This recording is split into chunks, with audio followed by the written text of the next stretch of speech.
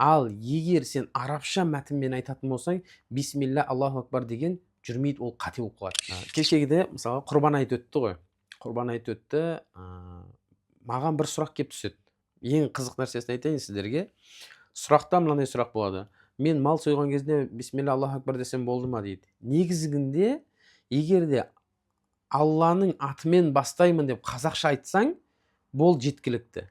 Ал егер сен арабша мәтінмен айтатын болсаң, бисмилля Аллаху акбар деген жүрмейді, ол қате болып қалады дейді шариғатымыз бойынша. Неге? Өйткені бисмиллахи, соңында бисмиллахи Аллаху акбар деп естелу керек еді. Толық мәтін айтылып сойылу керек болатын. Енді тағы да бір нәрсе бар. Сұрақтардың үстіне сұрақ туындап жатқан кезінде отбасымызда ағаларымыз бар, әпкелеріміз, аналарымыз бар. Алла тағала өмір жастарын ұзақ етсін. Сол кісілер кейде ет алып келіп жатады базардан, тауық еті болсын, сиыр еті немесе қой еті болсын алып келіп жатады. Олардың түсінігі бойынша сиыр, қой, тауықтың барлығы адал.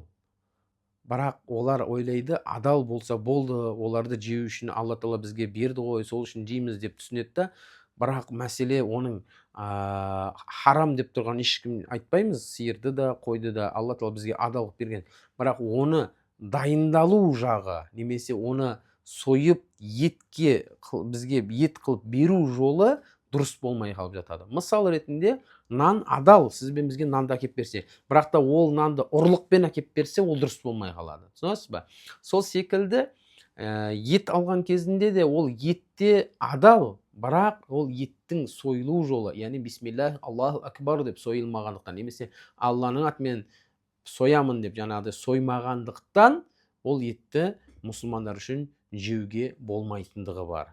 Біз осы нәрсені ескерсек, сол кезде ғана біздің тамағымыздан дұрыс ас өткен кезінде Аллаға жалбарып тұрып жасаған дұға тілегіміз қабыл болады екен. Алла тағала сіз бен біздің жасаған құлшылығымызды, ғибадатымызды, дұға тілектерімізді қабыл етсін.